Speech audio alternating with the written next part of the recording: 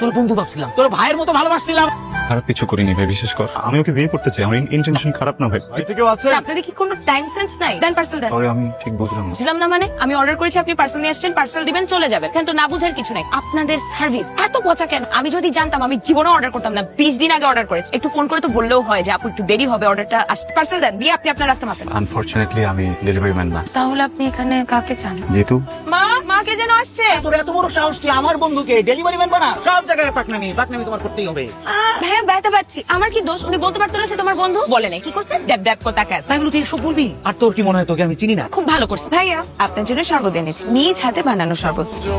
শরবত নাকি salted drink? শরবত, কিন্তু চিনির বদলে দিয়েছি লবণ। আপনি ট্রাই না করলে তো বুঝবেন না কত ভালো হয়েছে। প্লিজ। আমি শরবত খাই না। এখনো ঘুম ভাঙে না? এই যে ঘুম ভাঙলো। আপনি জানেন, আপনি যদি মেহমান না হতেন, মা আপনাকে আজকে নবাব সিরাজউদ্দৌলা বলতো। আমার ঘুমের সাথে সিরাজউদ্দৌলা কি সম্পর্ক? যারা দেরিতে ঘুম থেকে ওঠে, মা তাদেরকে নবাব সিরাজউদ্দৌলা বলে ডাকে। তো আমি যতটুকু জানি নবাব সিরাজউদ্দৌলা তো অলস ছিলেন না। আমি এত কিছু জানি না, মা আমাকে মাঝে মধ্যে ডাকে, তাই বললাম। আপনার নাস্তা। পরোটাতে দুধ চা, এটা তো আমার অনেক প্রিয়। অনেক মজা হচ্ছে। কে রান্না করছে? লবণের পরিমাণ দেখে বুঝে গেছি। আজকে করুক, আপনি করেননি। আরে ভাই, আপনার সাথে আমার ফার্স্ট ইমপ্রেশন এত বাজে। আপনি কোনো প্রশ্ন করা হচ্ছে খুব রিস্ক। একবার বানাইছে ডেলিভারি ম্যান, আবার দেখা যাবে সে বানাই দিবেন, বুঝছেন না? ভাই রে ভাই। আচ্ছা বলেন তো আমার কি দোষ? আমি একটা জিনিস অর্ডার করছি আরো 20 দিন আগে। তো ডেলিভারি ম্যানরা সাধারণত বাসার সামনে এসে জিজ্ঞেস করে পাশে কি কেউ আছেন। আপনি এসে জিজ্ঞেস করছেন বাসায় কি কেউ আছেন। তো আমি ভাবছি ডেলিভারি ম্যান, কিন্তু আপনি কেন আমার বড় ভাইকে দিয়ে আমাকে বকা খাওয়ালেন? এটা কি আমার দোষ? দোষটা একদম আমার। দুধ পরে খাবেন? আমি কিভাবে খাবো? আমার হাতটা তো বন্ধ। আচ্ছা আপনি এমন কেন বলেন তো? আমরা খালি আমরা খেতে পারেন। মা বলেছে খাবারকে কখনো না বলতেন। এক মিনিট, আমার একটা ফোন আসছে। Excuse me. Thank you. হ্যাঁ দোস্ত বল। কিরে, ঘুম থেকে উঠে নাস্তা করছিস? হ্যাঁ আমি নাস্তা করতেছি তো। তুই নাস্তা করে নীলার সাথে বাইরে বের হ। আমি নীলাকে বলে দিচ্ছি তোকে গ্রামটা ঘুরে দেখাবে। আরে না না না, তুই আয়, তোকে নিয়ে যাবো, সমস্যা নাই। নীলা কই, ফোনটা দে তো। হ্যাঁ ভাইয়া বলো, আমি জানি তুমি কি বলবা। আমি পারবো না। মুখে মুখে তর্ক করিস, বেয়াদব। যেটা বলিস সেটা কর, যা। ভাইয়া ফোনটা লাউড স্পিকারে, আমি দেখি, আমি ভাববো, আমি জানাবো। শোনেন, লবণ ছেড়ে একটু পানি দিন।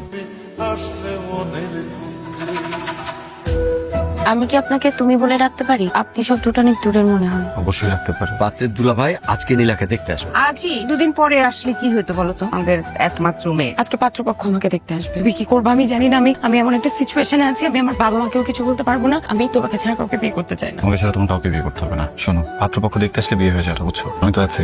আমরা কোনো কিছু হেলা ফেলা করতে পারি না রনি। এমনও হতে পারে পাত্রপক্ষ আজকে আমাকে পছন্দ হলো, আজকে বিয়ে হয়ে গেল। আবার এমনও হতে পারে যে ডেট ফিক্স হয়েছে।